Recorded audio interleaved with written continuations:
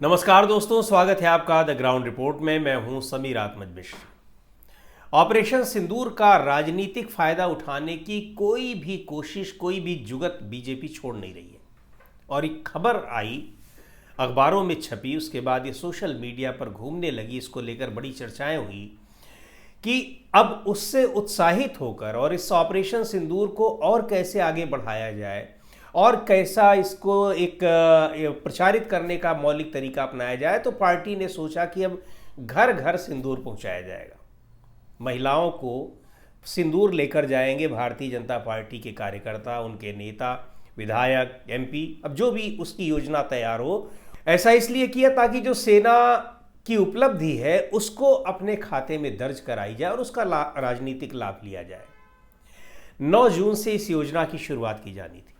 9 जून यानी जब प्रधानमंत्री नरेंद्र मोदी ने तीसरी बार शपथ ली। हालांकि 2024 में चुनाव हारे, सीटें काफ़ी कम हो गई और सहयोगियों की ही बदौलत अब सरकार चल रही है, लेकिन तीसरी बार शपथ लेने की तारीख 9 जून, उसी तारीख से इसकी शुरुआत होनी थी घर घर सिंदूर योजना, जिसमें पार्टी के नेता कार्यकर्ता ले जाते सिंदूर, महिलाओं को देते वहाँ पर और ऑपरेशन सिंदूर की कहानी बताते। ऑपरेशन सिंदूर कैसे रोक दिया गया, सीज फायर के लिए हमारी सरकार क्यों तैयार हो गई, सेना इतनी तेज़ी से आगे बढ़ रही थी, बावजूद इसके हमको अपने ऑपरेशन को क्यों रोक देना पड़ा, ये जवाब नहीं मिलेगा। लेकिन ऑपरेशन सिंदूर, और उससे पहले प्रधानमंत्री नरेंद्र मोदी निकल चुके हैं कई राज्यों के दौरे पर और लगातार ये बता रहे हैं कि कैसे हमने घर में घुसकर मारा, हौंक दिया है, रगों में, नसों में, रगों में खून नहीं, सिंदूर दौड़ रहा है।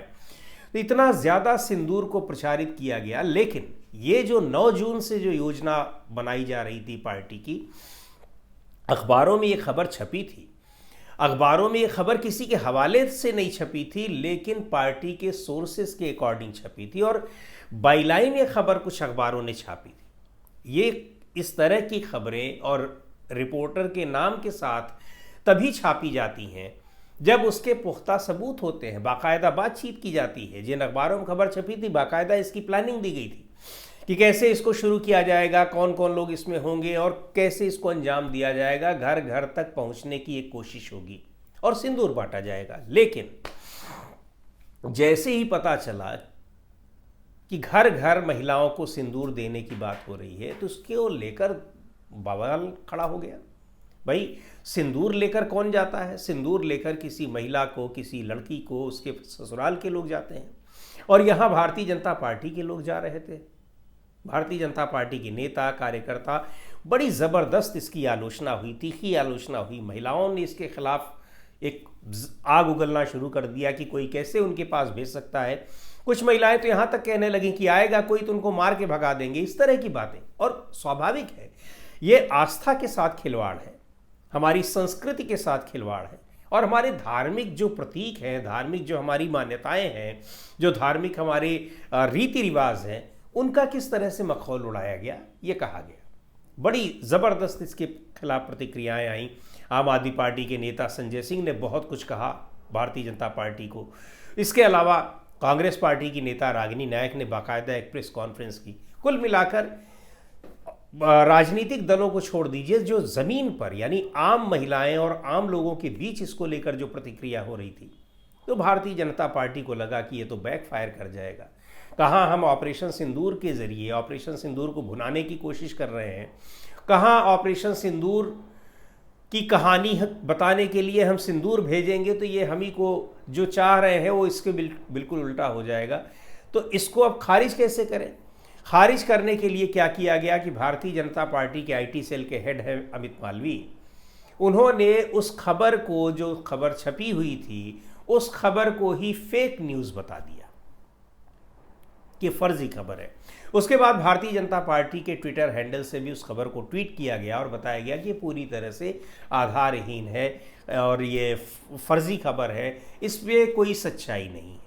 लेकिन सवाल उठता है कि 2 दिन पहले ये खबर छपी थी तो ये उसी दिन उसका खंडन आ जाना चाहिए था। दूसरी बात, इतनी महत्वपूर्ण खबर और इतने प्लानिंग के साथ पूरी भारतीय जनता पार्टी की प्लानिंग को डिस्क्लोज कर दिया गया है, वो खबर छपी है, रिपोर्टर ने छापी है, तो आप उस रिपोर्टर के खिलाफ, उस अखबार के खिलाफ कोई एक्शन क्यों नहीं ले रहे हैं? लेकिन सच्चाई ये है कि ये प्लानिंग, ये तैयारी भारतीय जनता पार्टी कर रही थी और बाकायदा उसकी पूरा उस जो लेआउट है वो सारा कुछ तैयार था। उसको इम्प्लीमेंट करना था 9 जून से, जिस दिन भारतीय जनता पार्टी के नेतृत्व में प्रधानमंत्री नरेंद्र मोदी ने तीसरी बार शपथ ली थी। लेकिन विरोध को देखते हुए हिम्मत नहीं पड़ी कि अब इसको आगे बढ़ाया जाए। दूसरी बात, ऑपरेशन सिंदूर की गाथा को बताने के लिए, जो शौर्य गाथा है सेना की, खुद क्रेडिट लेते हुए बताने के लिए निकले हुए हैं प्रधानमंत्री नरेंद्र मोदी। उनकी यात्राओं में, उनके रोड शो में भी वो माहौल नहीं दिखाई पड़ रहा है, लोगों में वो उत्साह नहीं दिखाई पड़ रहा है, या जो वो बात कहना चाह रहे हैं उसको सुनने में लोगों की दिलचस्पी नहीं दिखाई पड़ रही। बिहार की तो उनकी रोड शो बिल्कुल खाली पड़ा रहा, एक फ्लॉप शो साबित हुआ, ऐसा बताया जा रहा है। और दूसरी ओर जो लोग ऑपरेशन सिंदूर के बाद उनकी दिलचस्पी है कि ये सीज फायर की घटना कैसे हो गई, सेना जब आगे बढ़ रही थी तो उसको रोक कैसे दिया गया। और दूसरी बात कि पहलगाम हमले को अंजाम देने वाले जो आतंकवादी थे वो अंदर तो चले आए, लेकिन 28 लोगों की जान लेने के बाद वो बाहर कैसे चले गए, अब तक वो पकड़ में क्यों नहीं आए? तो ये सारे जो सवाल पहलगाम की घटना के बाद से लेकर और सीज फायर तक पूछे जा रहे हैं, वो भारतीय जनता पार्टी की ऑपरेशन सिंदूर को भुनाने की कोशिशों पर भारी पड़ते दिख रहे हैं। और उसी में ये जब भारतीय जनता पार्टी करने जा रही थी कि अब हम सिंदूर घर घर भेजेंगे, तो ये ज़बरदस्त इसका विरोध होता दिखाई पड़ा। और दूसरी एक और महत्वपूर्ण बात है कि भारतीय जनता पार्टी एक ये भी प्लानिंग कर रही थी कि उसके पास इतने कार्यकर्ता है और लोग तो है नहीं कि जाकर बांटेंगे। ऐसी खबरें भी सुनने में आ रही थी कि इसकी बांटने में मदद ली जाएगी स्कूलों के अध्यापकों की, टीचरों की, कुछ और सरकारी एम्प्लॉइज़ की। और कहीं ऐसा हुआ होता तो ये फिर और ज़्यादा इसको लेकर बवाल मचना स्वाभाविक था।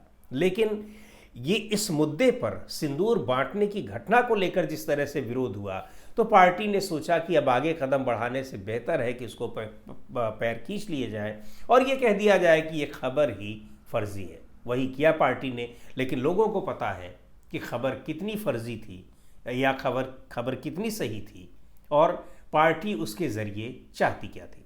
खैर, आज के इस वीडियो में इतना ही। अगले वीडियो में फिर मिलेंगे एक नए विषय के साथ, एक नए मुद्दे के साथ। द ग्राउंड रिपोर्ट के यूट्यूब चैनल को आपने अब तक सब्सक्राइब न किया हो तो ज़रूर कर लें। हमारे वीडियोज़ को लाइक करें, शेयर करें और अपने सुझाव भी हमें ज़रूर भेजें।